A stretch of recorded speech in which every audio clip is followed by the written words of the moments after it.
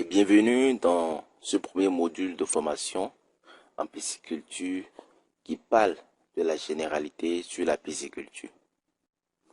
La pisciculture est la principale forme de l'aquaculture. Elle consiste à élever les poissons de manière commerciale dans des étangs ou enclos pour la consommation. Les espèces élevées comprennent le poisson-chat et le tilapia. Les demandes croissantes en poissons ont entraîné une surexploitation des ressources en poissons. La pisciculture offre une alternative à la demande croissante du marché en poissons et en protéines de poissons. Selon la FAO, l'aquaculture peut largement contribuer à la réduction de la pauvreté, à la sécurité alimentaire et au bien-être social. Ceci est d'ailleurs le cas dans plusieurs pays en développement. Dans d'autres, cependant, le potentiel n'est pas encore entièrement réalisé.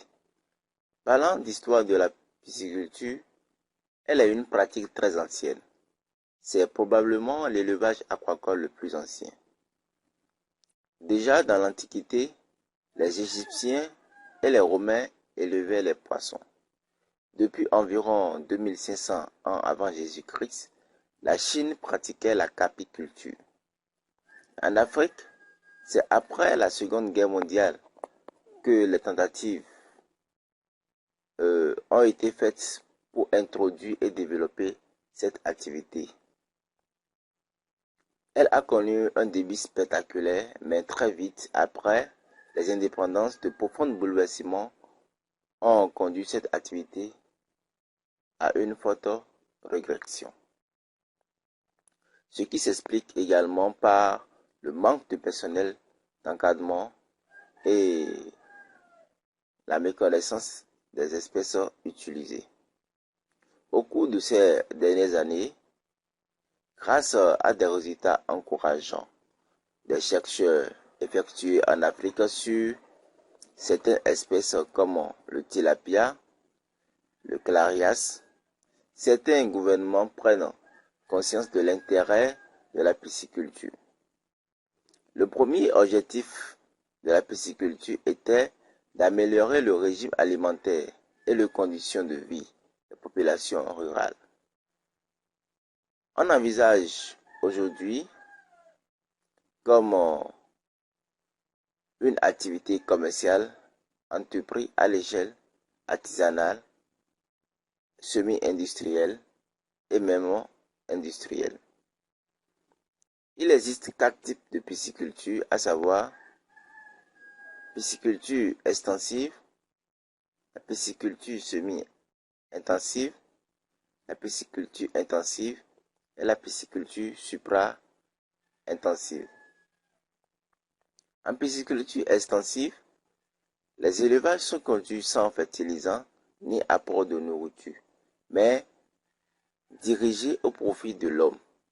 Le rendement est de l'ordre de 100 à 150 kg par hectare par année.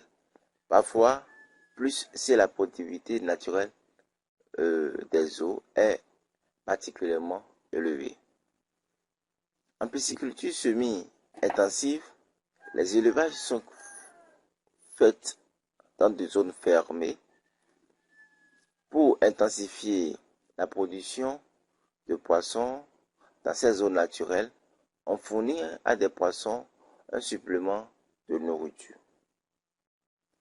En pisciculture intensive, dans ce cas, l'eau et l'aliment sont contrôlés.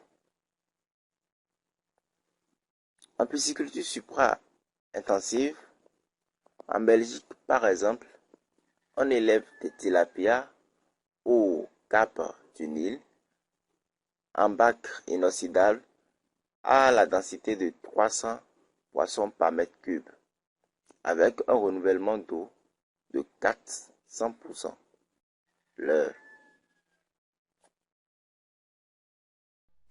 L'environnement. L'environnement concerne tout ce qui conditionne les possibilités piscicoles, c'est-à-dire aussi bien la nature du sol et sa topographie que la nature de l'eau, son volume disponible et sa répartition annuelle. L'environnement humain concerne les connaissances techniques, la disponibilité et la gestion. La nature du sol. Quelles que soient les autres conditions, il est indispensable que la nature du sol permette d'avoir une réserve d'eau permanente. Il doit donc être suffisamment chargé en argile pour pouvoir être imperméable, d'autant plus grand que les apports d'eau seront irréguliers ou faibles. Un terrain rocheux est souvent difficile à travailler sans moyens mécaniques et parfois parcouru de fissures qu'il faut colmater avec de l'argile. La topographie. C'est principalement le relief du terrain qui conditionne le type de pisciculture et d'aménagement à envisager. En effet, la possibilité de vidanger des étangs réclame une certaine pente. L'eau doit pouvoir arriver à la partie supérieure de la nappe d'eau et être évacuée en dessous du niveau du fond. Cela réclamant une certaine dénivellation minimale de 1,2 m entre l'entrée et la sortie de l'eau, quel que soit le type d'étang. Il existe plusieurs types d'étangs. Étangs de barrage. Ces étangs sont construits simplement en barrant un cours d'eau, si possible permanent, par une digue en terre dotée d'un système de vidange et d'un desservoir de trop-plein. Étangs de dérivation. Établis sur le côté de la vallée, ils sont alimentés en eau par dérivation d'une source ou d'un cours d'eau. Le canal de dérivation amène l'eau en dessus des étangs. Le débit amené est donc contrôlable à tout moment sans que les étangs risquent d'être submergés. Comme les étangs doivent pouvoir être vidangés, il est indispensable que l'arrivée d'eau soit à un niveau supérieur de 1,5 m à celui de la vidange.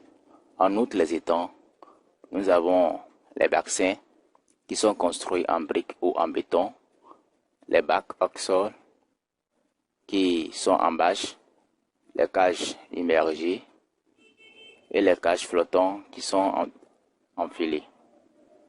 L'eau. L'eau est l'élément indispensable pour la pisciculture. Elle doit être disponible en permanence et de bonne qualité. La qualité chimique de l'eau. Les sels minéraux contenus dans l'eau, dissous pendant le passage sur ou sous à travers le sol, sont importants puisqu'ils conditionnent la multiplication et la croissance du phytoplancton.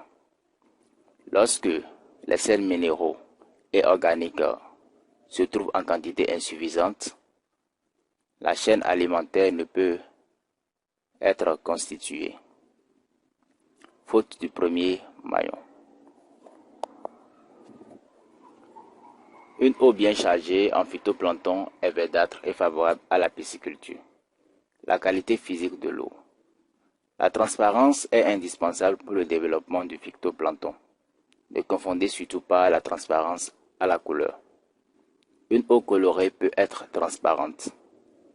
Il faut éviter les eaux troubles. Environnement humain. Il faut considérer la pisciculture comme une activité agricole au même titre que l'élevage ou l'agriculture. Elle nécessite de la main-d'œuvre et une certaine technicité. Nous sommes à la fin du premier module qui nous apprend la généralité sur la pisciculture. Ne ratez surtout pas le prochain module qui nous réserve plein de découvertes sur la pisciculture. Merci pour votre aimable attention.